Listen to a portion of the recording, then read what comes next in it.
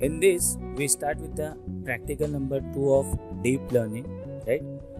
This practical is based on the deep feed forward neural network. So as we all know, the feed forward, we all know about the feed forward network, right? That neural networks के बहुत सारे types होते हैं. There are many types of neural network. तो one of the type of network is your feed forward network, right? अब feed forward मतलब क्या होता है कि स्टूडेंट्स कि इसमें क्या होगा, इन this case the calculated output of the node, चाहे वो हिडन नोड हो या आउटपुट नोड हो, राइट? इनपुट नोड तो कोई कैलकुलेशन करता नहीं है, राइट? हिडन नोड रहेगा या फिर आउटपुट नोड रहेगा.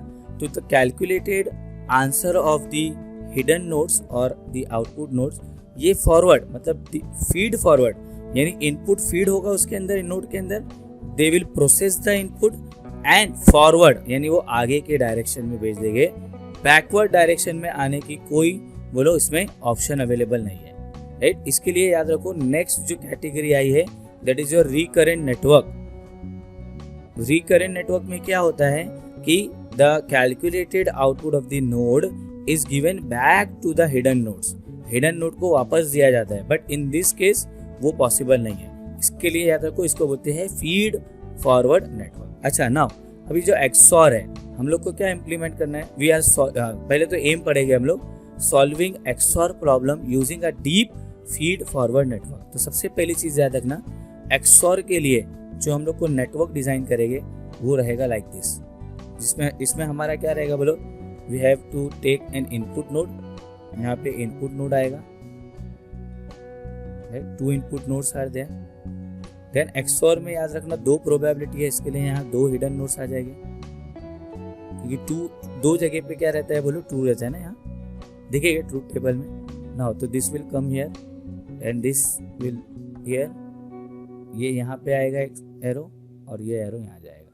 नाउ ये मेरा नोड x1 रहेगा, this is my node x2, then this is my hidden node है तो z1 ले लेंगे इसको, और ये z, and the output of z1 and z2 यहाँ पे आ जाएगा. द आउटपुट ऑफ z1 ये आ गया और यहाँ से ये y दे देगा. This is my capital Y. Again this is my W11 यानी वेट 1 2 हो जाएगा ये. दिस इज माई 2 1 और ये 2 2, और इसको हम लोग ले लेंगे V1 एंड V2. तो एक्सॉर के लिए याद रखो students, we have to use this feed forward neural network. ये फीड फॉरवर्ड न्यूरल नेटवर्क है, ठीक है. अच्छा, अब नाउ हम लोग सबको पता है कि हम लोग को सबसे पहले क्या है, we have to understand the XOR table. अब एक्सॉर टेबल में क्या होता है स्टूडेंट, देयर आर 2 इनपुट्स, हमारे पास 2 इनपुट है, x1 है x2 है, राइट? अब यहाँ पे हम लोग क्या ले रहे हैं, वी आर टेकिंग पहला 0 0, फिर उसके बाद 0 1, देन 1 0 एंड 1 1. तो एक्सॉर में क्या होता है स्टूडेंट, द टारगेट मतलब जो टारगेट रहेगा, जो आउटपुट रहेगा तुम्हारा, वो आएगा पहला सेम बिट जो रहेगा ना, सेम बिट, यानी अगर दोनों सेम है द आंसर इज 1. सेम है, राइट? सेम बिट पे क्या रहेगा बोलो, same bit will be answer is 0. Same bit पे 0 रहेगा, सॉरी, एंड सेम बिट पे यहाँ पे भी 0 आएगा. डिफरेंट बिट रहेगा तो 1, ठीक है. This is an XOR table, right? तो इसका जो आंसर आएगा वो 0 1 1 0. तो now we have to implement this XOR. ये एक्सॉर को हम लोग को इम्प्लीमेंट करना है, right, using deep feed forward network. तो ये डीप फीड फॉरवर्ड नेटवर्क है तुम्हारा. This is your deep feed forward network, always remember, ठीक है स्टूडेंट्स? यहाँ तक कुछ डाउट है? नाउ आगे हम लोग बढ़ेंगे. अब नाउ सबसे पहले हम लोग देखेंगे कि ये फीड फॉरवर्ड जो डीप फीड फॉरवर्ड नेटवर्क है, जो इम्प्लीमेंट करेंगे हम लोग to solve the problem of XOR, तो उसके लिए ये 2 लाइब्रेरीज लगेगी, पैकेजेस लगेगी. See 3 packages are required. This 3 libraries are required. पहला है numpy as num, then keras.layers import dense. अब देखो ये keras जो पैकेज है, it is basically use for defining this layer, input layer, hidden layer, output layer, right? ये जो layers है वो डिफाइन करने के लिए ये कैरास डॉट लेयर्स पैकेज है, राइट। उसमें import dense is a class, वो एक क्लास है that is responsible for defining the layers of the feed forward network, ठीक है। देन उसके बाद sequential, why we are using a sequential, मैंने बताया कि इसमें क्या होगा, सीक्वेंशियल एग्जीक्यूशन होगा, यानी Z1 जो है कैलकुलेट होगा, Z2 कैलकुलेट होगा एंड आगे फॉरवर्ड किया जाएगा। देयर इज नो बैकवर्ड, बोलो मतलब बैकवर्ड में कोई भी आउटपुट रिटर्न नहीं आने वाला है, ठीक है। तो इसके लिए यहाँ पे 3 पैकेजेस हम लोग को लगेंगे। First numpy as np, keras dot layers import dense ले लिया वहाँ पे, एंड keras डॉट मॉडल्स में इम्पोर्ट सीक्वेंशियल मॉडल। यहाँ पे हम लोग सीक्वेंशियल मॉडल यूज कर रहे हैं, राइट। वाई, बिकॉज मैंने बताया तुमको it is a feed forward network, तो फीड फॉरवर्ड नेटवर्क के लिए जो सीक्वेंशियल मॉडल यूज किया जाएगा। तो नाउ सबसे पहले हम लोग क्या करेंगे, राइट, यहाँ ध्यान दो,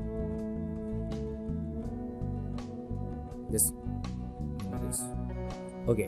सबसे पहले चीज याद रखना, हम लोग we will create a object of the sequential model. क्यों? क्योंकि यही मॉडल है, right, that is use for feed forward network. तो हम लोग जो लेयर्स ऐड करेंगे या जो भी चीजें ऐड करेंगे हम लोग, वो सब ये मॉडल के अंदर, मॉडल मतलब neural network model, right. This is a sequential neural network model, ठीक है। तो हम लोग सबसे पहले मॉडल का ऑब्जेक्ट बनाएंगे, राइट। तो मॉडल क्या है वो, it is a name of the object, you can give any name. Equals to sequential, it is a function, right, or a constructor which is used to define a sequential model.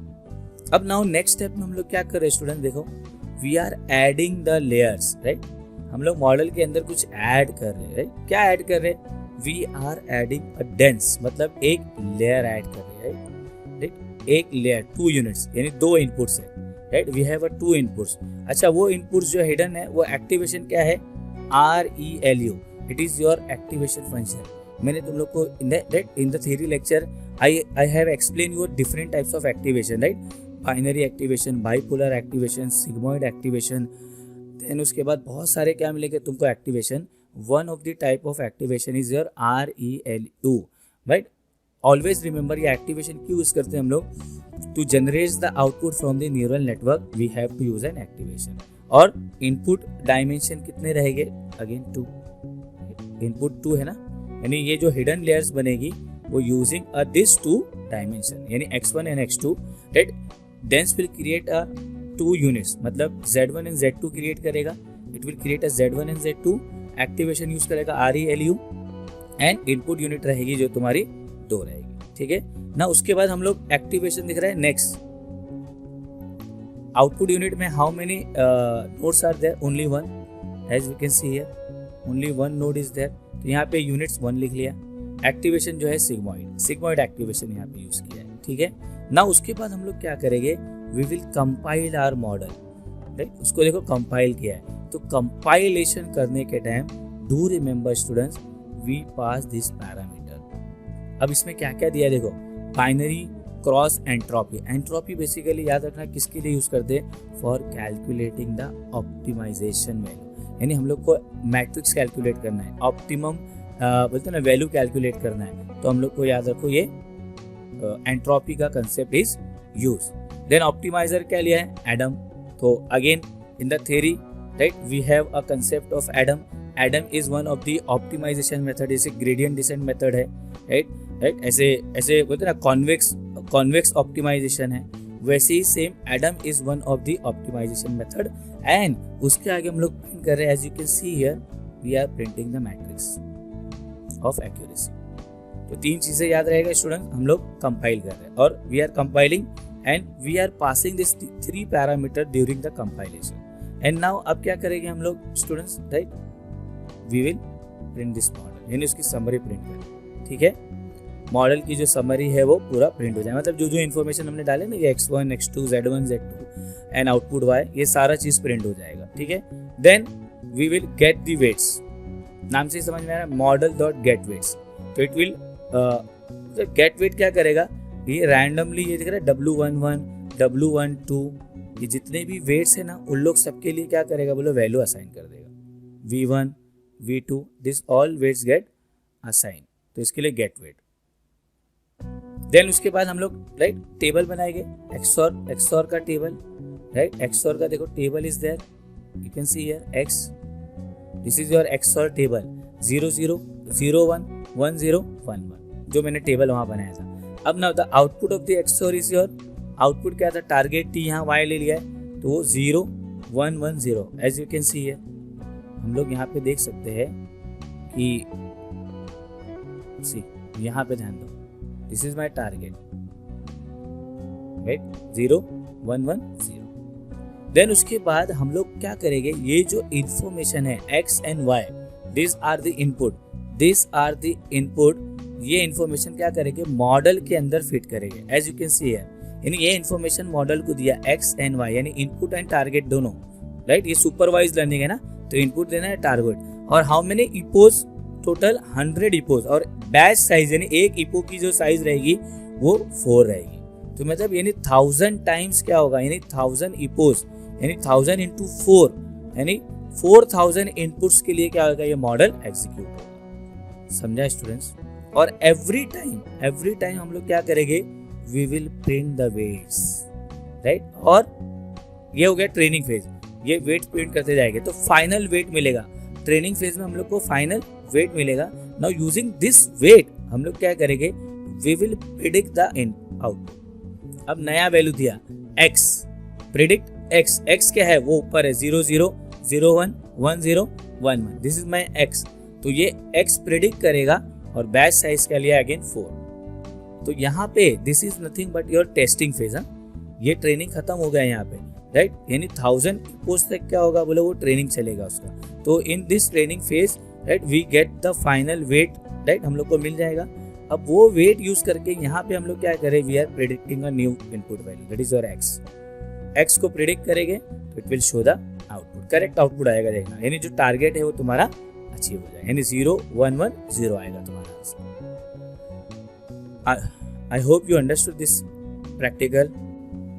Let us execute this program in PyCharm.